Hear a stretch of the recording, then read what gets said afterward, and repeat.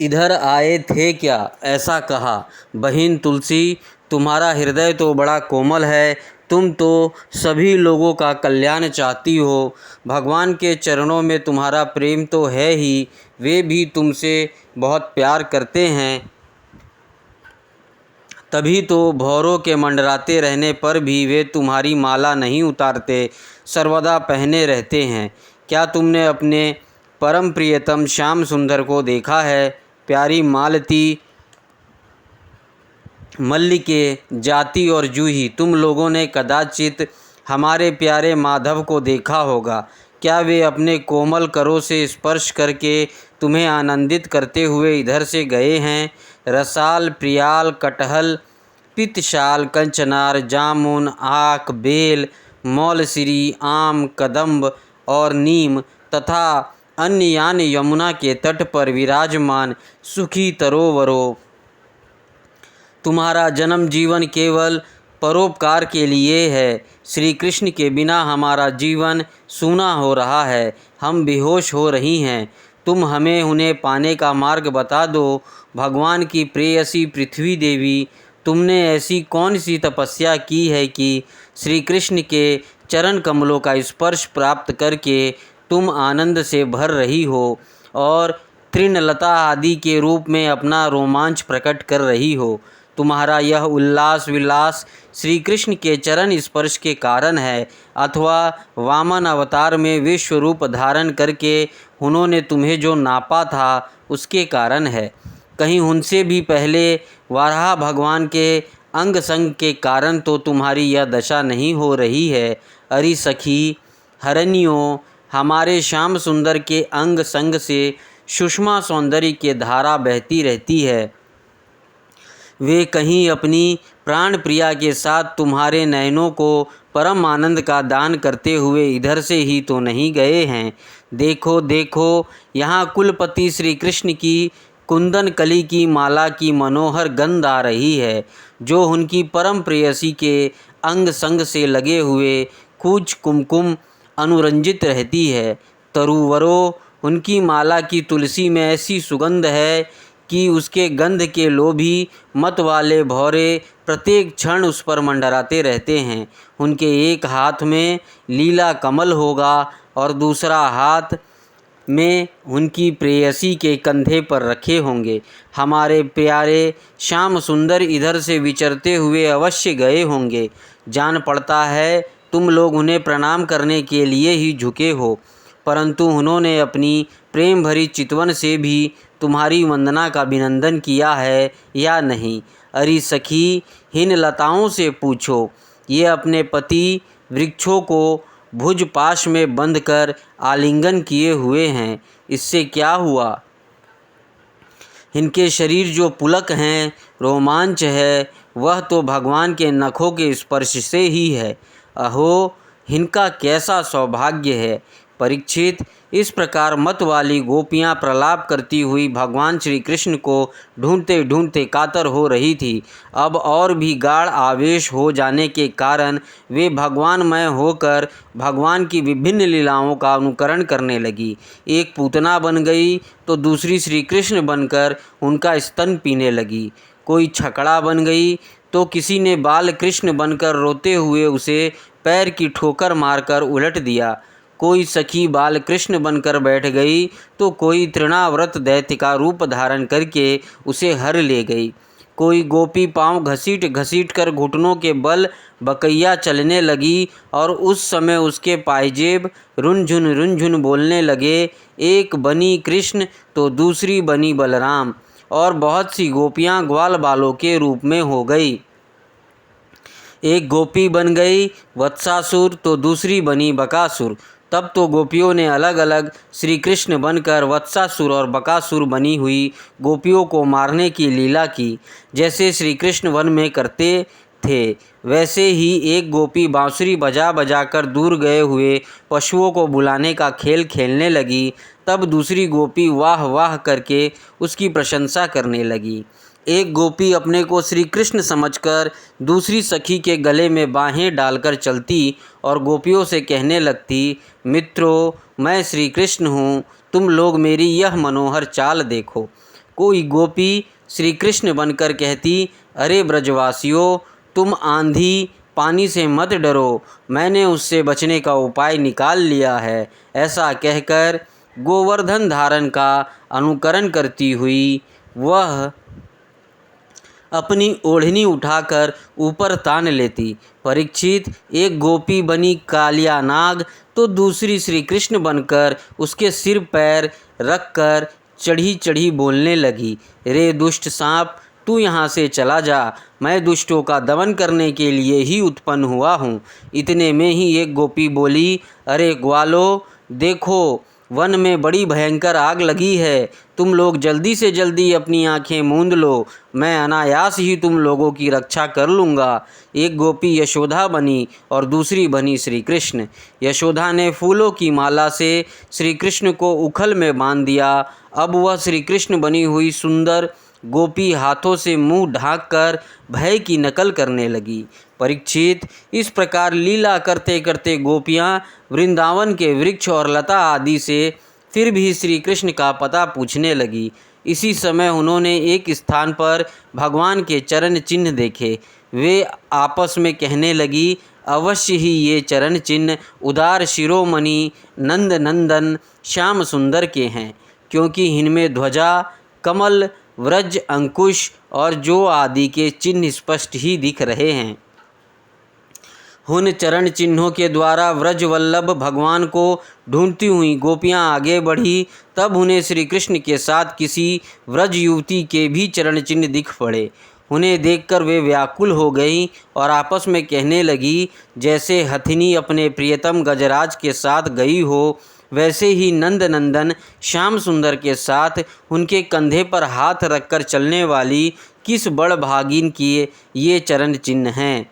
अवश्य ही सर्वशक्तिमान भगवान श्री कृष्ण की यह आराधिका होगी, इसलिए इस पर प्रसन्न होकर हमारे प्राण प्यारे श्याम सुंदर ने हमें छोड़ दिया है और इसे एकांत में ले गए हैं। प्यारी सखियों, भगवान श्री कृष्ण अपने चरण कमल से जिस रज का स्पर्श कर देते हैं वह धन्य हो जाती है, उसके अहो भाग्य हैं, क्योंकि ब्रह्मा, शंकर और लक्ष्मी आदि भी अपने अशुभ नष्ट करने के लिए उस रज को अपने सिर पर धारण करते हैं। अरे सखी, चाहे कुछ भी हो, यह जो सखी हमारे सर्वस्व श्री कृष्ण को एकांत में ले जाकर अकेले ही उनकी अधर सुधा का रस पी रही है, इस गोपी के उभरे हुए चरण चिन्ह तो हमारे हृदय में बड़ा ही क्षोभ उत्पन्न कर रहे हैं। यह उस गोपी के पैर नहीं दिखाई देते।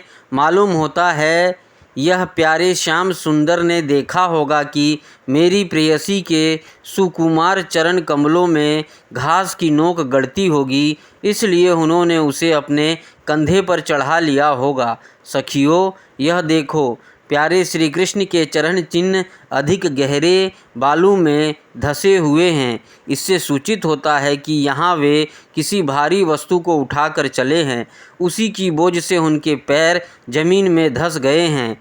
हो ना हो यहाँ उस कामी ने अपने प्रियतमा को अवश्य कंधे पर चढ़ाया होगा।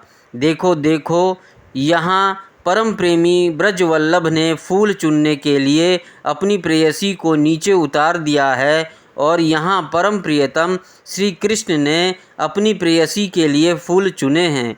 उचक उचक कर फूल तोड़ने के कारण यहाँ उनके पंजे तो धरती में गड़े हुए हैं और एड़ी का पता ही नहीं है। परम प्रेमी श्री कृष्ण ने कामी पुरुष के समान वहाँ अपनी प्रेयसी के केश संवारे हैं।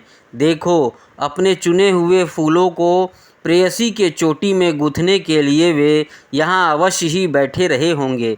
परीक्षित, भगवान श्री कृष्ण आत्मा राम हैं। वे अपने आप में ही संतुष्ट और पूर्ण हैं। जब वे अखंड हैं, उनमें दूसरा कोई है ही नहीं, तब उनमें काम की कल्पना कैसे हो सकती है। फिर भी उन्होंने कामियों की दीनता, स्त्री पर वशता और स्त्रियों की कुटिलता दिखलाते हुए वहाँ उस गोपी के साथ एकांत में क्रीड़ा की थी, एक खेल रचा था। इस प्रकार गोपियाँ मतवाली सी होकर अपनी सुध-बुध खोकर एक दूसरे को भगवान श्री कृष्ण के चरण चिन्ह दिखलाती हुई वन वन में भटक रही थी। इधर भगवान श्री कृष्ण दूसरी गोपियों को वन में छोड़कर जिस भाग्यवती गोपी को एकांत में ले गए थे, उसने समझा कि मैं ही समस्त गोपियों में श्रेष्ठ हूँ। इसलिए तो हमारे प्यारे श्री कृष्ण दूसरी गोपियों को छोड़कर, जो उन्हें इतना चाहती हैं, केवल मेरा ही मान करते हैं, मुझे ही आदर दे रहे हैं। भगवान श्री कृष्ण ब्रह्मा और शंकर के भी शासक हैं। वह गोपी वन में जाकर अपने प्रेम और सौभाग्य के मद से मतवाली हो गई और उन्हीं श्री कृष्ण को कहने लगी, प्यारे, मुझसे अब तो और नहीं चला जाता, मेरे सुकुमार पाँव थक गए हैं, अब तुम जहाँ चलना चाहो मुझे अपने कंधे पर चढ़ा कर ले चलो। अपनी प्रियतमा की यह बात सुनकर श्याम सुंदर ने कहा, अच्छा प्यारी, तुम अब मेरे कंधे पर चढ़ लो। यह सुनकर वह गोपी ज्यों ही उनके कंधे पर चढ़ने लगी, त्यों ही श्री कृष्ण अंतर्धान हो गए और वह सौभाग्यवती गोपी रोने पछताने लगी। हाँ नाथ, हाँ रमन, हाँ प्रेष्ठ, हाँ महोभुज, तुम कहाँ हो, कहाँ हो? मेरे सखा, मैं तुम्हारे दीनहीन दासी हूँ, शीघ्र ही मुझे अपने सानिध्य का अनुभव कराओ, मुझे दर्शन दो। परीक्षित, गोपियाँ भगवान के चरण चिन्हों के सहारे उनके जाने का मार्ग ढूंढती ढूंढती वहीं जा पहुँची। थोड़ी दूर ही उन्होंने देखा कि उनकी सखी अपने प्रियतम के वियोग से दुखी होकर अचेत हो गई है। जब उन्होंने उसे जगाया तब उसने भगवान श्री कृष्ण से उसे जो प्यार और सम्मान प्राप्त हुआ था वह उसको सुनाया। उसने यह भी कहा कि मैंने कुटिलतावश उनका अपमान किया, इसी से वे अंतर्धान हो गए। उसकी बात सुनकर गोपियों के आश्चर्य की सीमा न रही। इसके बाद वन में जहाँ तक चंद्रदेव की चांदनी छिटक रही थी वहाँ तक वे उन्हें ढूंढती हुई गईं, परंतु जब उन्होंने देखा कि आगे घना अंधकार है, घोर जंगल है, हम ढूंढती जाएंगी तो श्री कृष्ण और भी उसके अंदर घुस जाएंगे, तब वे उधर से लौट आई। परीक्षित, गोपियों का मन श्री कृष्णमय हो गया था। उनकी वाणी से कृष्ण चर्चा के अतिरिक्त और कोई बात नहीं निकलती थी। उनके शरीर से केवल श्री कृष्ण के लिए और केवल श्री कृष्ण की चेष्टाएं हो रही थी। कहाँ तक कहूँ, उनका रोम रोम, उनकी आत्मा श्री कृष्णमय हो रही थी। वे केवल उनके गुणों और लीलाओं का ही गान कर रही थी और उनमें इतनी तन्मय हो रही थी कि उन्हें अपने शरीर की भी सुध नहीं थी। फिर घर की याद कौन करता? गोपियों का रोम रोम इस बात की प्रतीक्षा और आकांक्षा कर रहा था कि जल्दी से जल्दी श्री कृष्ण आए। श्री कृष्ण की ही भावना में डूबी हुई गोपियाँ यमुना जी के पावन पुलिन पर रमण रेती में लौट गई और एक साथ मिलकर श्री कृष्ण के गुणों का गान करने लगी।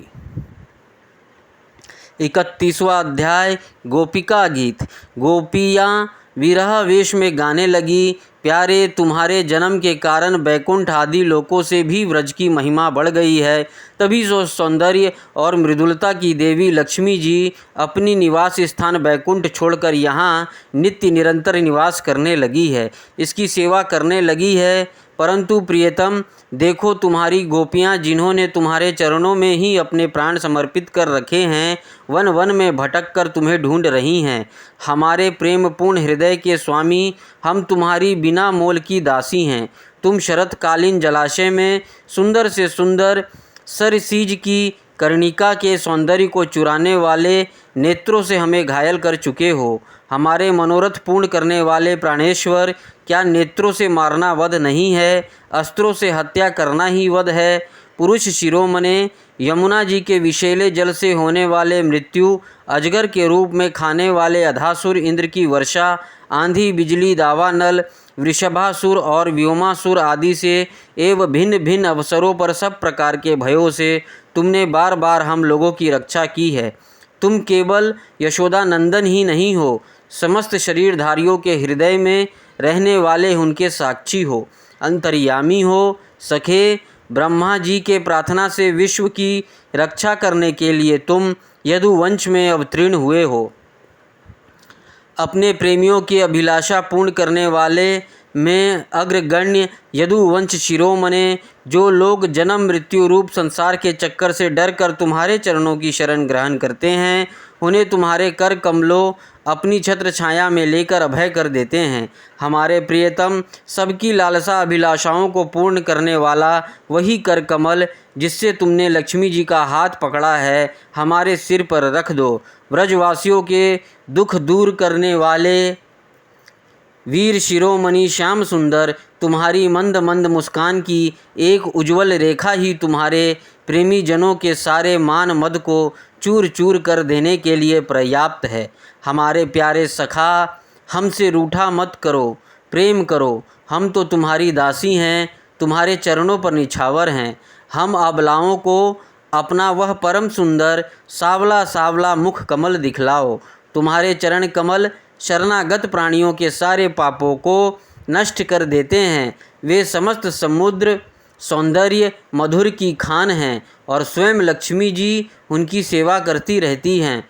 तुम उन्हीं चरणों से हमारे बछड़ों के पीछे पीछे चलते हो और हमारे लिए उन्हें सांप के फनों तक पर रखने में भी तुमने संकोच नहीं किया है। हमारा हृदय तुम्हारी विरह व्यथा की आग से जल रहा है। तुम्हारी मिलने की आकांक्षा हमें सता रही है। तुम अपने वे ही चरण हमारे वक्षस्थल पर रखकर हमारे हृदय की ज्वाला को शांत कर दो। कमल नयन, तुम्हारी वाणी कितनी मधुर है, उसका एक एक पद, एक एक शब्द, एक एक अक्षर मधुर, अति मधुर है। बड़े बड़े विद्वान उसमें रम जाते हैं, उस पर अपना सर्वस्व निछावर कर देते हैं। तुम्हारी उसी वाणी का रस स्वादन करके तुम्हारी आज्ञाकारिणी दासी गोपियाँ मोहित हो रही हैं। दानवीर, अब तुम अपना दिव्य अमृत से भी मधुर अधर रस पिलाकर हमें जीवन दान दो। छका दो प्रभो, तुम्हारी लीला कथा भी अमृत स्वरूप है। विरह से सताए हुए लोगों के लिए तो वह जीवन सर्वस्व ही है। बड़े बड़े ज्ञानी महात्माओं भक्त कवियों ने उसका गान किया है। वह सारे पाप ताप भी मिटाती ही है, साथ ही श्रवण मात्र से परम मंगल परम कल्याण का दान भी करती है। वह परम सुंदर परम मधुर और बहुत विस्तृत भी है। जो तुम्हारी उस लीला कथा का गान करते हैं, वास्तव में भूलोक में वे ही सबसे बड़े दाता हैं। प्यारे, एक दिन वह था जब तुम्हारी प्रेम भरी हंसी और चितवन तथा तुम्हारी तरह तरह की क्रीड़ाओं का ध्यान करके हम आनंद में मग्न हो जाया करती थी। उनका ध्यान भी परम मंगलदायक है। उसके बाद तुम मिले, तुमने एकांत में हृदय स्पर्शी ठिठोलियाँ की, प्रेम की बातें कहीं। हमारे कपटी मित्र, अब वे सब बातें याद आकर हमारे मन को क्षुब्ध किए देती है। हमारे प्यारे स्वामी, तुम्हारे चरण कमल से भी सुकोमल और सुंदर हैं। जब तुम गायों को चराने के लिए व्रज से निकलते हो, तब यह सोचकर कि तुम्हारे वे युगल चरण कंकड़ तिनके और कुश कांटे गड़ जाने से कष्ट पाते होंगे, हमारा मन बेचैन हो जाता है। हम बड़े दुखी होते हैं। दिन ढलने पर जब तुम वन से घर लौटते हो, तो हम देखती हैं कि तुम्हारे मुख कमल पर नीली नीली अलकें लटक रही हैं और गायों के खुर से उड़ उड़कर घनी धूल पड़ी हुई है। हमारे वीर प्रियतम, तुम अपना वह सौंदर्य हमें दिखा दिखाकर हमारे हृदय में मिलन की आकांक्षा प्रेम उत्पन्न करते हो। प्रियतम, एकमात्र तुम ही हमारे सारे दुखों को मिटाने वाले हो। तुम्हारे चरण कमल शरणागत भक्तों की समस्त अभिलाषाओं को पूर्ण करने वाले हैं। स्वयं लक्ष्मी जी उनकी सेवा करती हैं और पृथ्वी के तो वे भूषण ही हैं। आपत्ति के समय एकमात्र उन्हीं का चिंतन करना उचित है, जिससे सारी आपत्तियां कट जाती हैं। कुंज बिहारी, तुम अपने वे परम कल्याण स्वरूप चरण कमल हमारे वक्ष स्थल पर रख कर हृदय की व्यथा शांत कर दो। वीर शिरोमणे, तुम्हारा अधरा अमृत मिलन के सुख को आकांक्षा को बढ़ाने वाले हैं।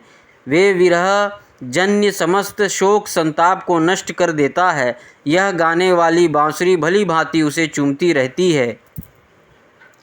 जिन्होंने एक बार उसे पी लिया, उन लोगों को फिर दूसरे और दूसरों को आसक्तियों का स्मरण भी नहीं होता। हमारे वीर, अपना वही अधरा अमृत हमें वितरण करो, पिलाओ।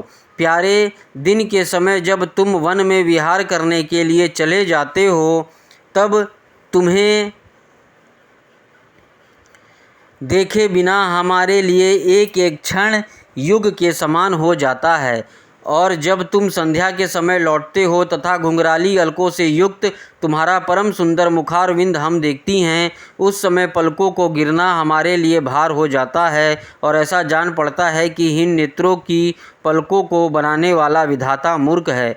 प्यारे श्याम सुंदर, हम अपने पति, पुत्र, भाई, बंधु और कुल परिवार का त्याग कर, उनकी इच्छा और आज्ञाओं का उल्लंघन करके तुम्हारे पास आई हैं। हम तुम्हारी एक एक चाल जानती हैं, संकेत समझती हैं और तुम्हारे मधुर गान की गति समझकर उसी से मोहित होकर यहाँ आई हैं। कपटी, इस प्रकार रात्रि के समय आई हुई युवतियों को तुम्हारे सिवा और कौन छोड़ सकता है। प्यारे, एकांत में तुम मिलने की आकांक्षा, प्रेम भाव को जगाने वाली बातें करते थे, ठिठोली करके हमें छेड़ते थे। तुम प्रेम भरी चितवन से हमारी ओर देखकर मुस्कुरा देते थे और हम देखती थीं तुम्हारा वह विशाल वक्ष स्थल जिस पर लक्ष्मी जी नित्य निरंतर निवास करती हैं। तब से अब तक निरंतर हमारी लालसा बढ़ती ही जा रही है और हमारा मन अधिक अधिक मुग्ध होता जा रहा है। प्यारे, तुम्हारी यह अभिव्यक्ति व्रज वनवासियों के संपूर्ण दुख ताप को नष्ट करने वाली और विश्व का पूर्ण मंगल करने के लिए है। हमारा हृदय तुम्हारे प्रति लालसा से भर रहा है। कुछ थोड़ी सी ऐसी औषधि दो जो तुम्हारे निज जनों के हृदय रोग को सर्वथा निर्मूल कर दे। तुम्हारे चरण कमल से भी सुकुमार हैं, उन्हें हम अपने कठोर स्तनों पर भी डरते डरते बहुत धीरे से रखती हैं, कहीं उन्हें चोट ना लग जाए। उन्हीं चरणों से तुम रात्रि के समय घोर जंगल में छिपे छिपे भटक रहे हो। क्या कंकड़ पत्थर आदि की चोट लगने से उनमें पीड़ा नहीं होती? हम तो इसकी संभावना मात्र से ही चक्कर आ रहा है। हम अचेत होती जा रही हैं। श्री कृष्ण, श्याम सुंदर, प्राणनाथ, हमारा जीवन तुम्हारे लिए है। हम तुम्हारे लिए जी रहे हैं, हम तुम्हारी हैं। 32वां अध्याय, भगवान का प्रकट होकर गोपियों को संतावना देना। श्री सुखदेव जी कहते हैं, परीक्षित, भगवान की प्यारी गोपियां विरह के आवेश में इस प्रकार भांति भांति से गाने और प्रलाप करने लगी। अपने कृष्ण प्यारे के दर्शन की लालसा से वे अपने को रोक ना सकी। करुणाजनक सुमधुर स्वर से फूट फूट कर रोने लगी। ठीक उसी समय उनके बीचों बीच भगवान श्री कृष्ण प्रकट हो गए। उनका मुख कमल मंद मंद मुस्कान से खिला हुआ था। गले में वनमाला थी, पीताम्बर धारण किए हुए थे। उनका यह रूप क्या था, सबके मन को मथ डालने वाले, कामदेव के मन को भी मथने वाला था। कोटि कोटि कामों से भी सुंदर, परम मनोहर, प्राण वल्लभ श्याम सुंदर को आया देख गोपियों के नेत्र प्रेम और आनंद से खिल उठे। वे सब के सब एक ही साथ इस प्रकार उठ खड़ी हुई मानो प्राणहीन शरीर में दिव्य प्राणों का संचार हो गया हो। शरीर के एक एक अंग में नवीन चेतना, नूतन स्फूर्ति आ गई हो। एक गोपी ने बड़े प्रेम और आनंद से श्री कृष्ण के कर कमलों को अपने दोनों हाथों में ले लिया और वह धीरे धीरे उसे सहलाने लगी। दूसरी गोपी ने उनके चंदन चर्चित भुजदंड को अपने कंधे पर रख लिया। तीसरी सुंदरी ने भगवान का चबाया हुआ पान अपने हाथों में ले लिया। चौथी गोपी, जिसके हृदय में भगवान के विरह से बड़ी जलन हो रही थी, बैठ गई और उनके चरण कमलों को अपने वक्ष स्थल पर रख लिया। पांचवी गोपी प्रणय को पै से विहल होकर भौहें चढ़ाकर दांतों से होठ दबाकर अपने कटाक्ष बाणों से भीरती हुई उनकी ओर ताकने लगी। छठी गोपी अपने निर्निमेष नयनों से उनके मुख कमल का मकरंद रस पान करने लगी। परंतु जैसे सत्पुरुष भगवान के चरणों के दर्शन से कभी तृप्त नहीं होते, वैसे ही वह उनकी मुख माधुरी का निरंतर पान करते रहने पर भी तृप्त नहीं होती थी। सातवीं गोपी नेत्रों के मार्ग से भगवान को अपने हृदय में ले गई और फिर उसने आंखें बंद कर ली। अब मन ही मन भगवान का आलिंगन करने से उसका शरीर पुलकित हो गया, रोम रोम खिल उठा और वह सिद्ध योगियों के समान परम आनंद में मग्न हो गई। परीक्षित, जैसे मुमुक्षु जन परम ज्ञानी संत पुरुषों को प्राप्त करके संसार की पीड़ा से मुक्त हो जाते हैं, वैसे ही सभी गोपियाँ भगवान श्री कृष्ण के दर्शन से परम आनंद और परम उल्लास प्राप्त हुआ। उनके विरह के कारण गोपियों को जो दुख हुआ था उससे वे मुक्त हो गई और शांति के समुद्र में डूबने उतरने लगी। परीक्षित, यूँ तो भगवान श्री कृष्ण अच्युत और एक रस हैं, उनका सौंदर्य और माधुर्य निरतिशय है, फिर भी विरह व्याथा से मुक्त हुई गोपियों के बीच में उनकी शोभा और भी बढ़ गई। ठीक वैसे ही जैसे परमेश्वर अपने नित्य ज्ञान बल आदि शक्तियों से सेवित होने पर और भी शोभामान होता है। इसके बाद भगवान श्री कृष्ण ने उन व्रज सुंदरियों को साथ लेकर यमुना जी के पुलिन में प्रवेश किया। उस समय खिले हुए कुंद और मंदार के पुष्पों की सुरभि लेकर बड़ी ही शीतल और सुगंधित मंद मंद वायु चल रही थी और उसकी महक से मतवाले होकर भौरे इधर उधर मंडरा रहे थे। शरद पूर्णिमा के चंद्रमा की चांदनी अपनी निराली ही छटा दिखला रही थी। उसके कारण रात्रि के अंधकार का तो कहीं पता ही ना था। सर्वत्र आनंद मंगल का ही साम्राज्य छाया था। वह पुलिन क्या था, यमुना जी ने स्वयं अपनी लहरों के हाथों भगवान की लीला के लिए सुकोमल बालू का रंगमंच बना रखा था। परीक्षित, भगवान श्री कृष्ण के दर्शन से गोपियों के हृदय में इतना आनंद और इतने रस का उल्लास हुआ कि उनके हृदय की सारी आधी व्याधि मिट गई।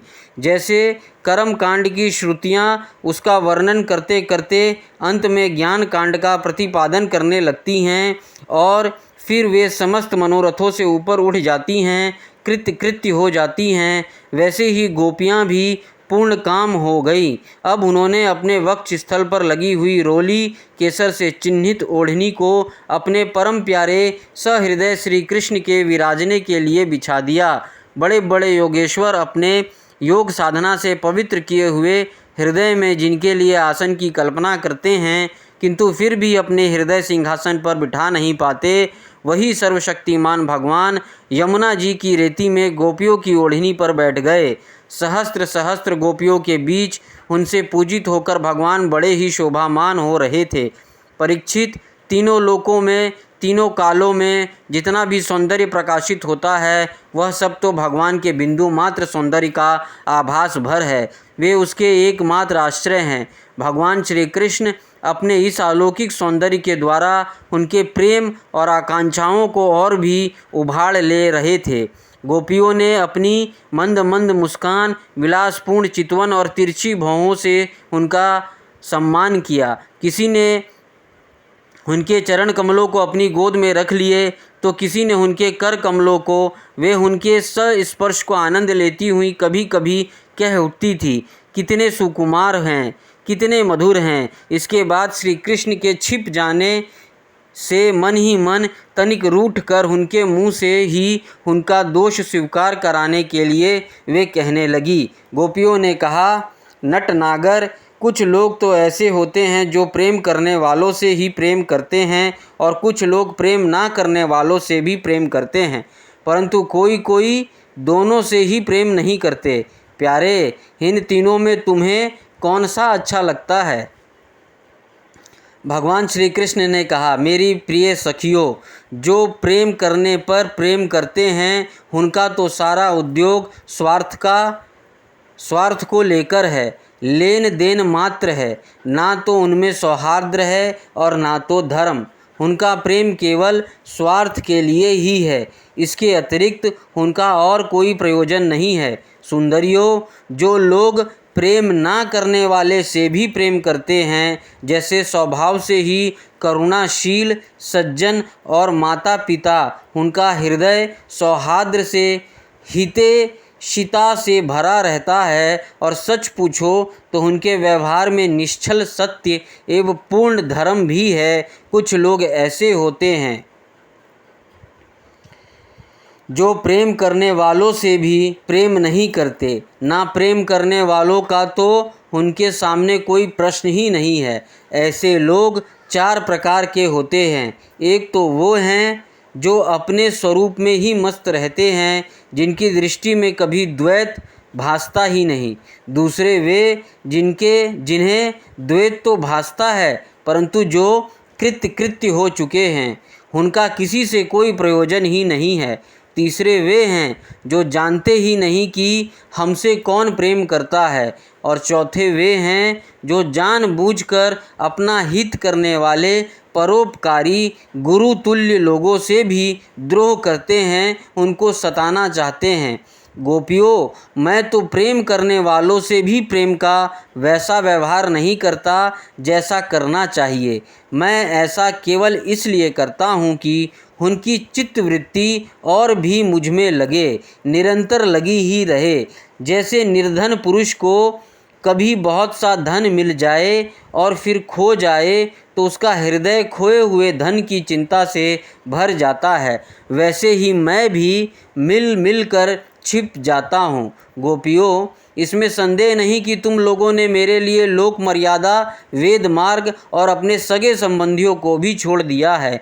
ऐसी स्थिति में तुम्हारी मनोवृत्ति और कहीं ना जाए, अपने सौंदर्य और सुहाग की चिंता ना करने लगे, मुझ में ही लगी रहे। इसलिए परोक्ष रूप से तुम लोगों से प्रेम करता हुआ ही मैं छिप गया था। इसलिए तुम लोग मेरे प्रेम में दोष मत निकालो। तुम सब मेरी प्यारी हो और मैं तुम्हारा प्यारा हूँ। मेरी प्यारी गोपियों, तुमने मेरे लिए घर गृहस्थी की उन बेड़ियों को तोड़ डाला है जिन्हें बड़े बड़े योगी यति भी नहीं तोड़ पाते।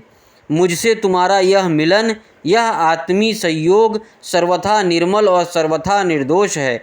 यदि मैं अमर शरीर से, अमर जीवन से अनंत काल तक तुम्हारे प्रेम, सेवा और त्याग का बदला चुकाना चाहूँ तो भी नहीं चुका सकता। मैं जन्म जन्म के लिए तुम्हारा ऋणी हूँ। तुम अपने सौम्य स्वभाव से, प्रेम से मुझे उर्ऋण कर सकती हो, परंतु मैं तो तुम्हारा ऋणी ही हूँ। 33वां अध्याय महारास। श्री सुखदेव जी कहते हैं, राजन, गोपियाँ भगवान की इस प्रकार प्रेम भरी सुमधुर वाणी सुनकर जो कुछ विरह जन्य ताप शेष था उससे भी मुक्ति हो गई और सौंदर्य माधुरी निधि प्राण प्यारे के अंग संग से सफल मनोरथ हो गई। भगवान श्री कृष्ण की प्रेयसी और सेविका गोपियाँ एक दूसरे की बाहों में बाहें डाल खड़ी थी। उन स्त्री रत्नों के साथ यमुना जी के पुलिन पर भगवान ने अपनी रसमयी रास क्रीड़ा प्रारंभ की। संपूर्ण योग के स्वामी भगवान श्री कृष्ण दो दो गोपियों के बीच में प्रकट हो गए और उनके गले में अपना हाथ डाल दिया। इस प्रकार एक गोपी और एक श्री कृष्ण, यही क्रम था। सभी गोपियां ऐसा अनुभव करती थी कि हमारे प्यारे तो हमारे ही पास हैं। इस प्रकार सहस्त्र सहस्त्र गोपियों से शोभामान भगवान श्री कृष्ण का दिव्य रास उत्सव प्रारंभ हुआ। उस समय आकाश में शत शत विमानों की भीड़ लग गई। सभी देवता अपनी अपनी पत्नियों के साथ वहां आ पहुँचे। रस उत्सव के दर्शन की लालसा से, उत्सुकता से उनका मन उनके वश में नहीं था। स्वर्ग की दिव्य दुदुम्बियाँ अपने आप बज उठी। स्वर्गीय पुष्पों की वर्षा होने लगी। गंधर्वगण अपनी अपनी पत्नियों के साथ भगवान के निर्मल यश का गान करने लगे। रास मंडल में सभी गोपियाँ अपने श्याम सुंदर के साथ नृत्य करने लगी। उनकी कलाइयों के कंगन, पैरों के पायजेब और करअग्नि के छोटे छोटे घुंघरू एक साथ बज उठे। असंख्य गोपियाँ थीं, इसलिए यह मधुर ध्वनि भी बड़े ही जोर की हो रही थी। यमुना जी की रमण रेती पर ब्रज सुंदरियों के बीच में भगवान श्री कृष्ण की बड़ी अनोखी शोभा हुई। ऐसा जान पड़ता था मानो अगणित पीली पीली दमकती हुई सुवर्ण मणियों के बीच में ज्योतिर्मयी नीलमणि चमक रही हो। नृत्य के समय गोपियाँ तरह तरह से ठुमक ठुमक कर अपने पाँव कभी आगे बढ़ाती और कभी पीछे हटा लेती, कभी गति के अनुसार धीरे धीरे पाँव रखती तो कभी बड़े वेग से, कभी चाक की तरह घूमती जाती, कभी अपने हाथ उठा उठाकर भाव बताती तो कभी विभिन्न प्रकार से उन्हें चमकाती, कभी बड़े कलापूर्ण ढंग से मुस्कुराती तो कभी भौहें मटकाती। नाचते नाचते उनकी पतली कमर ऐसी लचक जाती थी मानो टूट गई हो। झुकने, बैठने, उठने और चलने की फुर्ती से उनके स्तन हिल रहे थे तथा वस्त्र उड़े जा रहे थे। कानों के कुंडल हिल हिल कर कपोलों पर आ जाते थे। नाचने के परिश्रम से उनके मुंह पर पसीने की बूंदें झलकने लगी थी। केशों की चोटियां कुछ ढीली पड़ गई थी, नीवों की गांठें खुली जा रही थी। इस प्रकार नटवर नंदलाल की परम प्रेयसी गोपियां उनके साथ गा गा कर नाच रही थी। परीक्षित, उस समय ऐसा जान पड़ता था मानो बहुत से श्री कृष्ण तो सावले सावले मेघमंडल हैं और उनके बीच बीच में चमकती हुई गोरी गोपियां बिजली हैं। उनकी शोभा असीम थी। गोपियों का जीवन भगवान की रति है, प्रेम है। वे श्री कृष्ण से सट कर नाचते नाचते ऊंचे स्वर से मधुर गान कर रही थी।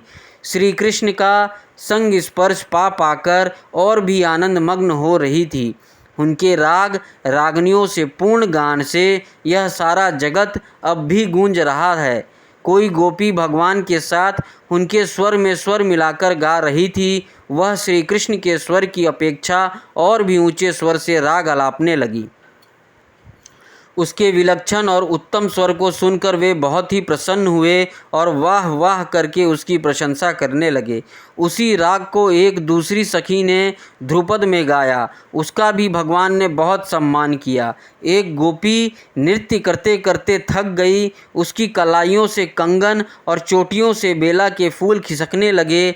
तब उसने अपने बगल में ही खड़े मुरली मनोहर श्याम सुंदर के कंधे को अपनी बाहों से कसकर पकड़ लिया।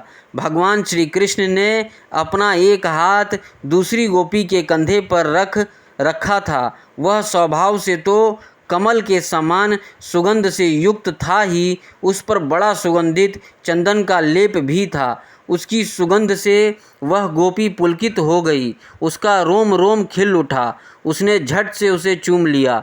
एक गोपी नृत्य कर रही थी, नाचने के कारण उसके कुंडल हिल रहे थे, उनकी छटा से उसके कपोल और भी चमक रहे थे। उसने अपने कपोलों को भगवान श्री कृष्ण के कपोल से सटा दिया और भगवान ने उसके मुंह में अपना चबाया हुआ पान दे दिया।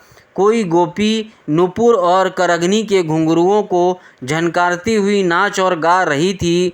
वह जब बहुत थक गई तब उसने अपने बगल में ही खड़े श्याम सुंदर के शीतल कर कमलों को अपने दोनों स्तनों पर रख लिया। परीक्षित, गोपियों का सौभाग्य लक्ष्मी जी से भी बढ़कर है। लक्ष्मी जी के परम प्रियतम एकांत वल्लभ भगवान श्री कृष्ण को अपने परम प्रियतम के रूप में पाकर गोपियां गान करती हुई उनके साथ विहार करने लगी। भगवान श्री कृष्ण ने उनके गलों को अपने भुजपाश में बांध रखा था। उस समय गोपियों की बड़ी अपूर्व शोभा थी। उनके कानों में कमल के कुंडल शोभामान थे, घुंघराली अलके कपोलों पर लटक रही थी। पसीने की बूंदें झलकने से उनके मुख की छटा निराली ही हो गई थी। वे रासमंडल में भगवान श्री कृष्ण के साथ नृत्य कर रही थी। उनके कंगन और पायजेब की बाजे बज रहे थे। भौरे उनके ताल सुर में अपना सुर मिलाकर गा रहे थे और उनके जूड़ों तथा चोटियों में गूथे हुए फूल गिरते जा रहे थे। परीक्षित, जैसा नन्हा सा शिशु निर्विकार भाव से अपनी परछाई के साथ खेलता है, वैसे ही रमा रमण भगवान श्री कृष्ण कभी उन्हें अपने हृदय से लगा लेते, कभी हाथ से उनका अंग स्पर्श करते, कभी प्रेम भरी तिरछी चितवन से उनकी ओर देखते, तो कभी लीला से उन्मुक्त हंसी हंसने लगते। इस प्रकार उन्होंने व्रज सुंदरियों के साथ क्रीड़ा की, विहार किया। परीक्षित, भगवान के अंगों का संग स्पर्श प्राप्त करके गोपियों की इंद्रियां प्रेम और आनंद से विहल हो गई। उनके केश बिखर गए, फूलों के हार टूट गए और गहने अस्त व्यस्त हो गए।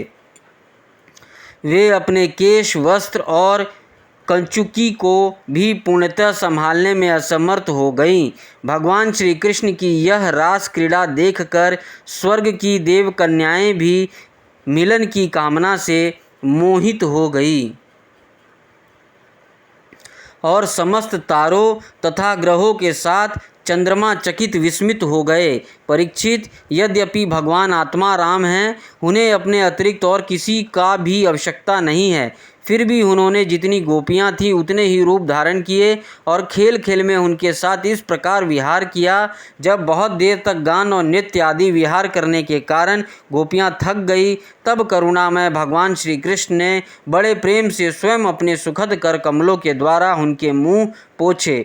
परीक्षित, भगवान के कर कमल और नख स्पर्श से गोपियों को बड़ा आनंद हुआ। उन्होंने अपने उन कपोलों के सौंदर्य से, जिन पर सोने के कुंडल झिलमिला रहे थे और घुंघराली अलके लटक रही थी, तथा उस प्रेम भरी चितवन से जो सुधा से भी मीठी मुस्कान से उज्जवल हो रही थी, भगवान श्री कृष्ण का सम्मान किया और प्रभु की परम पवित्र लीलाओं का गान करने लगी। इसके बाद जैसे थका हुआ गजराज किनारों को तोड़ता हुआ हथनियों के साथ जल में घुसकर क्रीड़ा करता है, वैसे ही लोक और वेद की मर्यादा का अतिक्रमण करने वाले भगवान ने अपनी थकान दूर करने के लिए गोपियों के साथ जल क्रीड़ा करने के उद्देश्य से यमुना के जल में प्रवेश किया। उस समय भगवान की वनमाला गोपियों के अंग की रगड़ से कुछ कुचल सी गई थी और उनके वक्ष स्थल की केसर से वह रंग भी गई थी। उसके चारों ओर गुनगुनाते हुए भौरे उनके पीछे पीछे इस प्रकार चल रहे थे मानो गंधर्वराज उनकी कीर्ति का गान करते हुए पीछे पीछे चल रहे हो। परीक्षित, यमुना जल में गोपियों ने प्रेम भरी चितवन से भगवान की ओर देख देख कर तथा हंस हंस कर उन पर इधर उधर से जल की खूब बौछारें डाली। जल उलीच उलीच कर उन्हें खूब नहलाया। विमानों पर चढ़े हुए देवता पुष्पों की वर्षा करके उनकी स्तुति करने लगे। इस प्रकार यमुना जल में स्वयं आत्माराम भगवान श्री कृष्ण ने गजराज के समान जल विहार किया। इसके बाद भगवान श्री कृष्ण व्रज युवतियों और भौरों की भीड़ में घिरे हुए यमुना तट के उपवन में गए। वह बड़ा ही रमणीय था। उसके चारों ओर जल और स्थल में बड़ी सुंदर सुगंध वाले फूल खिले हुए थे। उनकी सुवास लेकर मंद मंद वायु चल रही थी। उसमें भगवान इस प्रकार विचरण करने लगे जैसे मंद मक्त गजराज हथनियों के झुंड के साथ घूम रहा हो। परीक्षित, शरद की वह रात्रि जिसके रूप में अनेक रात्रियां पूंजीभूत हो गई थी, बहुत ही सुंदर, चारों ओर चंद्रमा की बड़ी सुंदर चांदनी छिटक रही थी। काव्यों में शरद ऋतु की जिन रस सामग्रियों का वर्णन मिलता है उन सभी से यह युक्त थी। उसमें श्री कृष्ण ने अपने प्रेयसी गोपियों के साथ यमुना के पुलीन यमुना जी और उनके उपवन में विहार किया। यह बात स्मरण रखनी चाहिए कि भगवान सत्य संकल्प हैं। यह सब उनके चिन्मय संकल्प की ही चिन्मयी लीला है और उन्होंने इस लीला में काम भाव को, उसकी चेष्टाओं को तथा उसकी क्रिया को सर्वथा अपने अधीन कर रखा था, उन्हें अपने आप में कैद कर रखा था। राजा परीक्षित ने पूछा, भगवान श्री कृष्ण सारे जगत के एकमात्र स्वामी हैं। उन्होंने अपने अंश श्री बलराम जी के सहित पूर्ण रूप में अवतार ग्रहण किया था। उनके अवतार का उद्देश्य ही यह था कि धर्म की स्थापना हो और अधर्म का नाश। ब्राह्मण वे धर्म मर्यादा के बनाने वाले, उपदेश करने वाले और रक्षक थे। फिर उन्होंने स्वयं धर्म के विपरीत पर स्त्रियों का स्पर्श कैसे किया? मैं मानता हूँ कि भगवान श्री कृष्ण पूर्ण काम थे, उन्हें किसी भी वस्तु की कामना नहीं थी, फिर भी उन्होंने किस अभिप्राय से यह निंदनीय कर्म किया? परम ब्रह्मचारी मुनीश्वर, आप कृपा करके मेरी यह संदेह मिटाइए। श्री सुखदेव जी कहते हैं, सूर्य, अग्नि आदि ईश्वर कभी कभी धर्म का उल्लंघन और साहस का काम करते देखे जाते हैं, परंतु उन कामों से उन तेजस्वी पुरुषों को कोई दोष नहीं होता। देखो, अग्नि सब कुछ खा जाता है, परंतु उन पदार्थों को दोष से लिप्त नहीं होता। जिन लोगों में ऐसी सामर्थ्य नहीं है, उन्हें मन से भी वैसी बात कभी नहीं सोचनी चाहिए। शरीर से करना तो दूर रहा, यदि मूर्खतावश कोई ऐसा काम कर बैठे तो उसका नाश हो जाता है। भगवान शंकर ने हलाहल विष पी लिया था, दूसरा कोई पिए तो वह जलकर भस्म हो जाएगा। इसलिए इस प्रकार के जो शंकर आदि ईश्वर हैं, अपने अधिकार के अनुसार उनके वचनों को ही सत्य मानना और उसी के अनुसार आचरण करना चाहिए। उनके आचरण का अनुकरण तो कहीं कहीं ही किया जाता है। इसलिए बुद्धिमान पुरुषों को चाहिए कि उनका जो आचरण उनके उपदेश के अनुकूल हो, उसी को जीवन में उतारे। परीक्षित, वे सर्व सामर्थ्यवान पुरुष अहंकारहीन होते हैं। शुभ कर्म करने में उनका कोई सांसारिक स्वार्थ नहीं होता और अशुभ कर्म करने में अनर्थ नुकसान नहीं होता। वे स्वार्थ और अनर्थ से ऊपर उठे होते हैं। जब उन्हीं के संबंध में ऐसी बात है, तब जो पशु पक्षी मनुष्य देवता आदि समस्त चराचर जीवों के एकमात्र प्रभु सर्वेश्वर भगवान हैं, उनके साथ मानवीय शुभ और अशुभ का संबंध कैसे जोड़ा जा सकता है।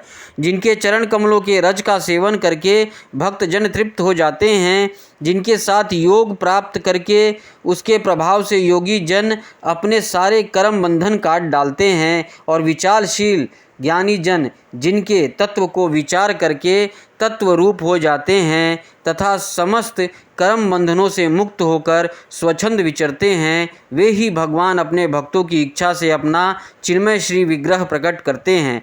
तब भला उनमें कर्म बंधन की कल्पना ही कैसे हो सकती है।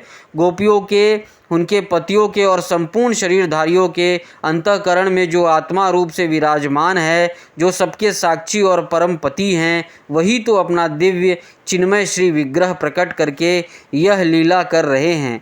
भगवान जीवों पर कृपा करने के लिए ही अपने को मनुष्य रूप में प्रकट करते हैं और ऐसी लीलाएं करते हैं जिन्हें सुनकर जीव भगवत परायण हो जाए। व्रजवासी गोपों ने भगवान श्री कृष्ण में तनिक भी दोष बुद्धि नहीं की। वे उनकी योग माया से मोहित होकर ऐसा समझ रहे थे कि हमारी पत्नियां हमारे पास ही है। ब्रह्मा की रात्रि के बराबर वह रात्रि बीत गई। ब्रह्म मुहूर्त आया। यद्यपि गोपियों की इच्छा अपने घर लौटने की नहीं थी, फिर भी भगवान श्री कृष्ण की आज्ञा से वे अपने अपने घर चली गई, क्योंकि वे अपने प्रत्येक चेष्टा से, प्रत्येक संकल्प से केवल भगवान को ही प्रसन्न करना चाहती थी। परीक्षित, जो धीर पुरुष व्रज युवतियों के साथ भगवान श्री कृष्ण के इस चिन्मय रास विलास का श्रद्धा के साथ बार बार श्रवण और वर्णन करता है, उसे भगवान के चरणों में पराभक्ति की प्राप्ति होती है और वह बहुत ही शीघ्र अपने हृदय के रोग काम विकार से छुटकारा पा जाता है। उसका काम भाव सर्वदा के लिए नष्ट हो जाता है।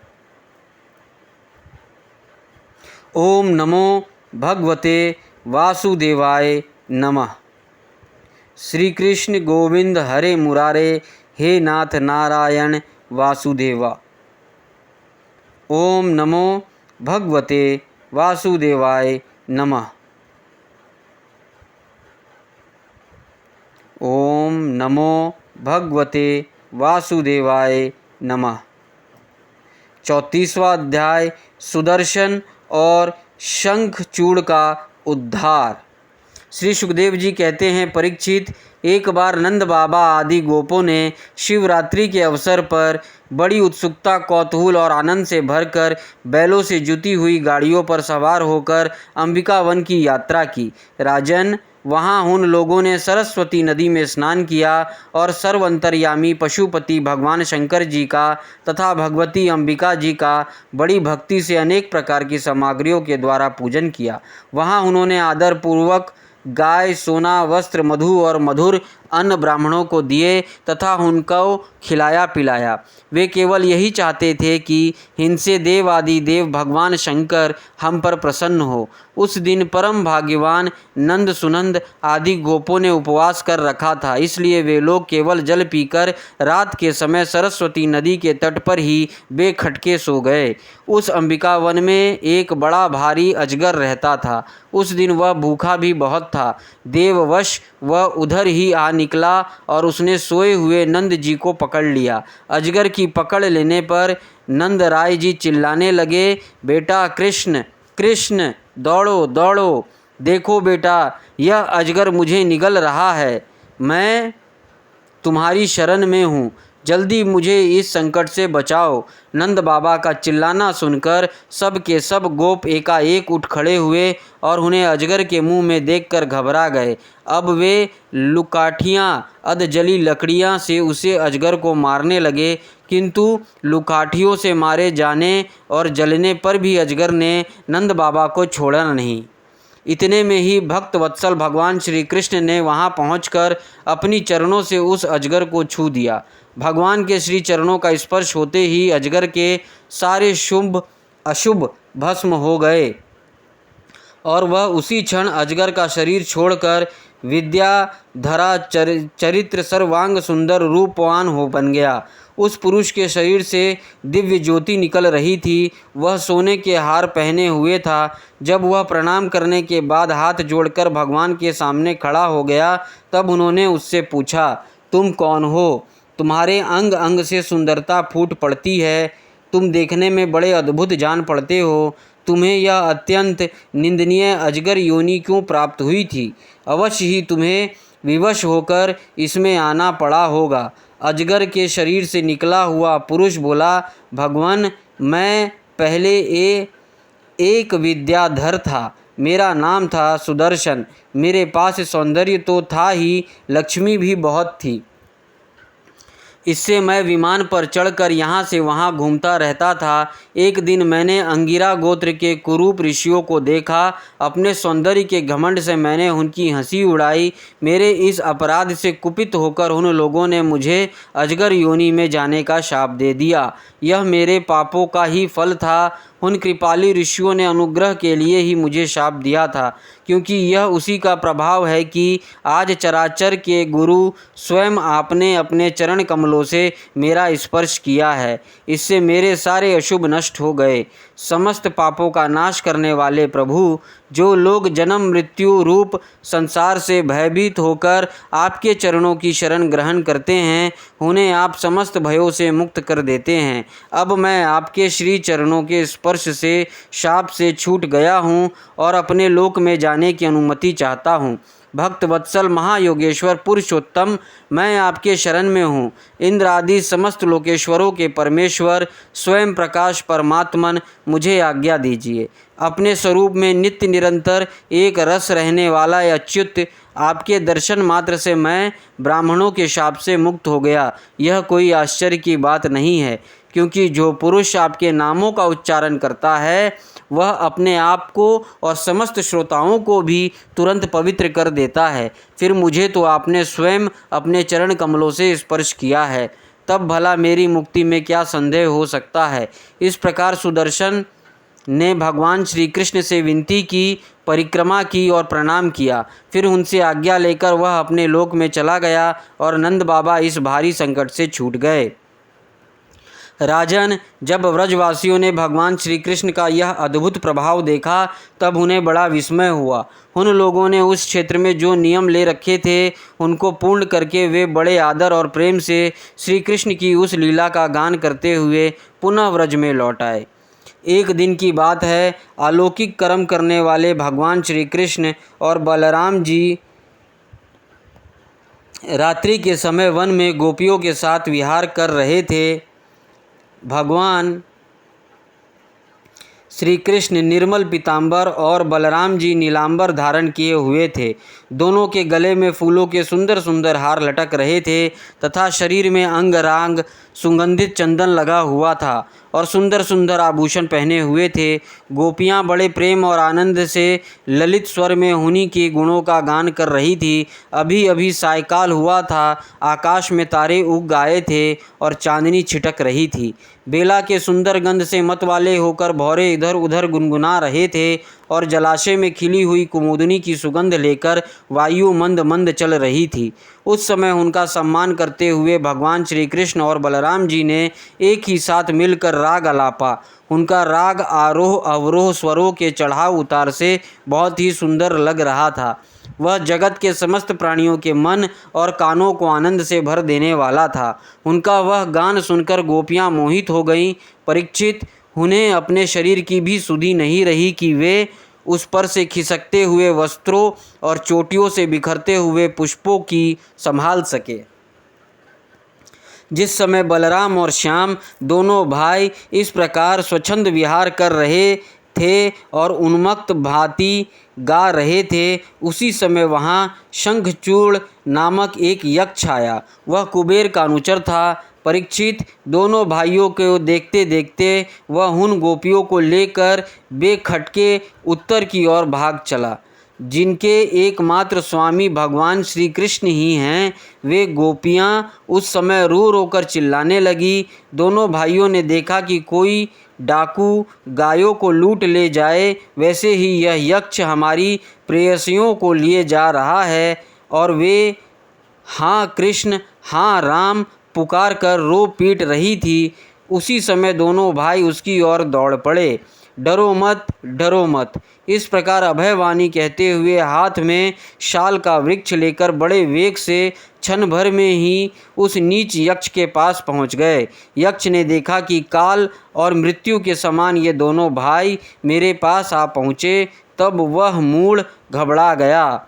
उसने गोपियों को वहाँ छोड़ दिया, स्वयं प्राण बचाने के लिए भागा। तब स्त्रियों की रक्षा करने के लिए बलराम जी तो वहीं खड़े रह गए, परंतु भगवान श्री कृष्ण जहाँ जहाँ वह भाग कर गया उसके पीछे पीछे दौड़ते गए।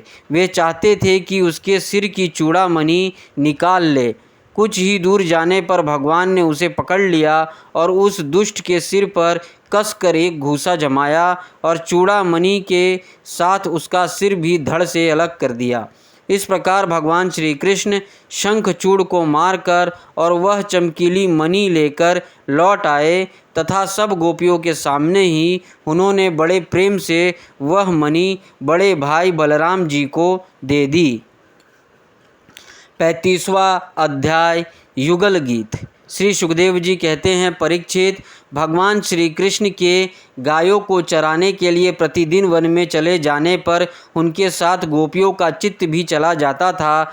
उनका मन श्री कृष्ण का चिंतन करता रहता और वे वाणी से उनकी लीलाओं का गान करती रहती। इस प्रकार वे बड़ी कठिनाई से अपना दिन बिताती।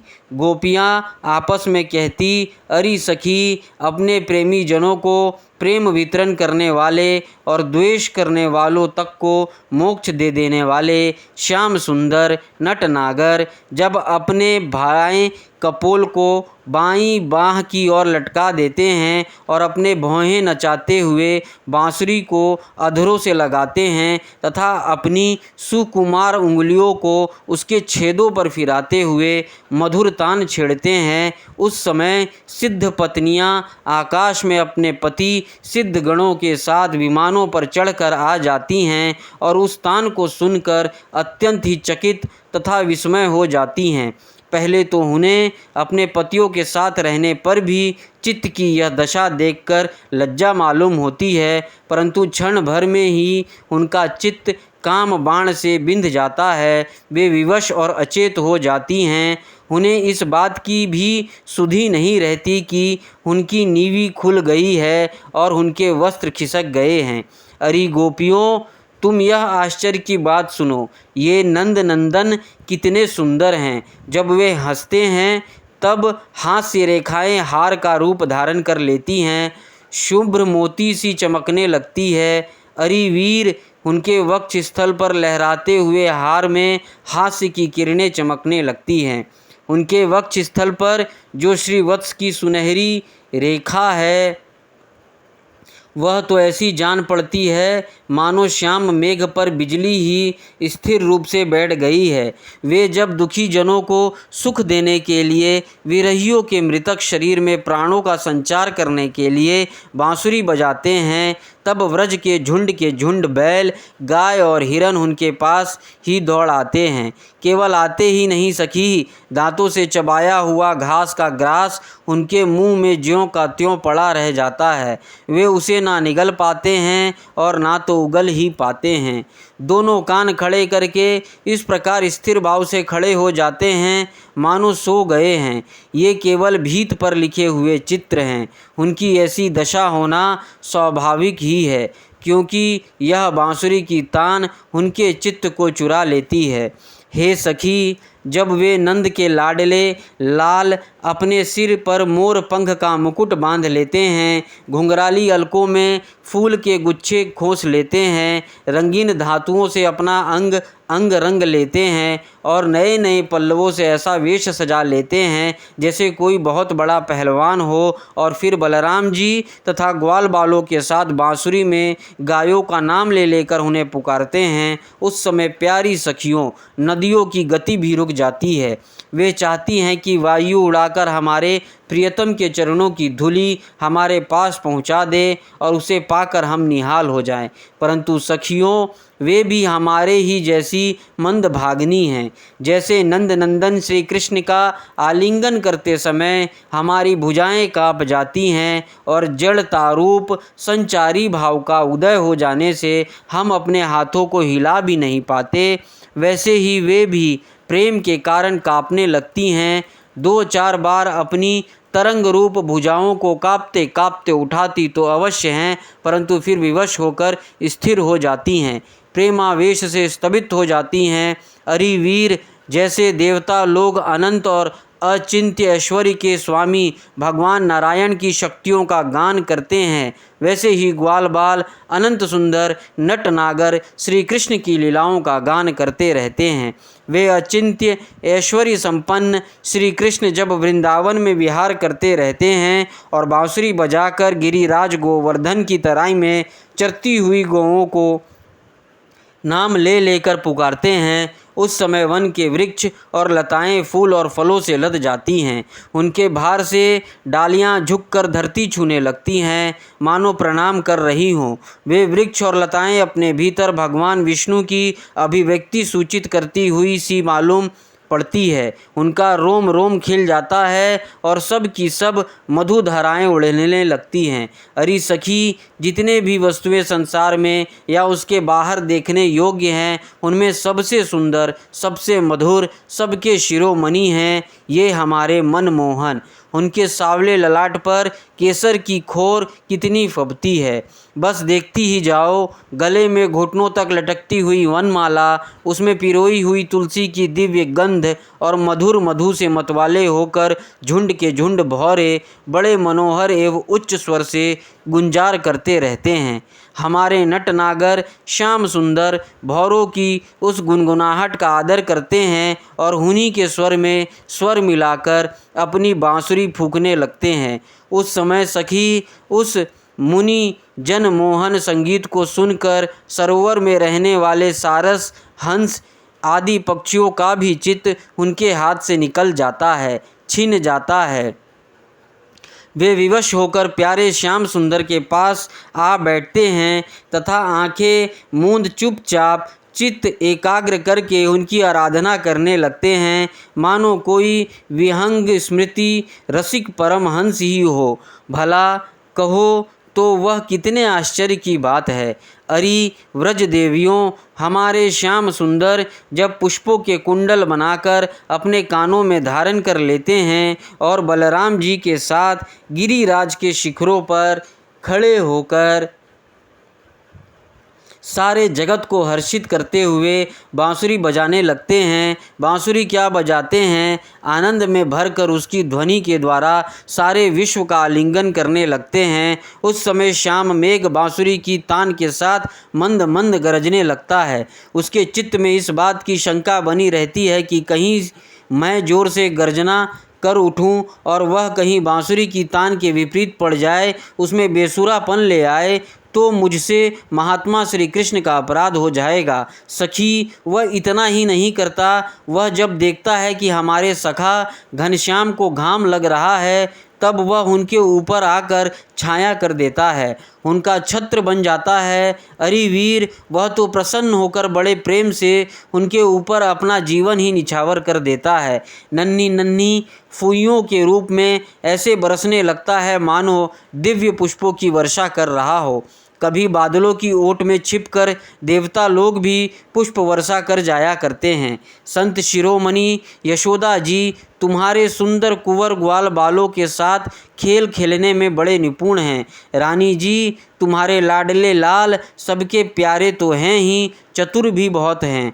देखो, उन्होंने बांसुरी बजाना किसी से सीखा नहीं, अपने ही अनेकों प्रकार की राग रागनियाँ उन्होंने निकाल ली। जब वे अपने बिंबा फल सुदृश लाल लाल अधरों पर बांसुरी रखकर ऋषभ, निषाद आदि स्वरों की अनेक जातियाँ बजाने लगते हैं, उस समय वंशी की परम मोहिनी और नई तान सुनकर ब्रह्मा, शंकर और इंद्र आदि बड़े बड़े देवता भी जो सर्वज्ञ हैं उसे नहीं पहचान पाते। वे इतने मोहित हो जाते हैं कि उनका चित्त तो उनके रोकने पर भी उनके हाथ से निकलकर बंसी ध्वनि में तल्लीन ही हो जाता है। सिर भी झुक जाता है और वे अपनी सुध बुध खोकर उसी में तन्मय हो जाते हैं। अरे वीर, उनके चरण कमलों में ध्वजा, व्रज, कमल, अंकुश आदि के विचित्र और सुंदर सुंदर चिन्ह हैं। जब व्रजभूमि गायों के खूर से खुद जाती है, तब वे अपने सकुमार चरणों से उसकी पीड़ा मिटाते हुए गजराज के समान मंद गति से आते हैं और बांसुरी भी बजाते रहते हैं। उनकी वह वंशध्वनि, उनकी वह चाल और उनकी वह विलास भरी चितवन हमारे हृदय में प्रेम के मिलन की आकांक्षा का आवेग बढ़ा देती है। हम उस समय इतनी मुग्ध, इतनी मोहित हो जाती हैं कि हिल डोल तक नहीं सकती, मानो हम जड़ वृक्ष हो।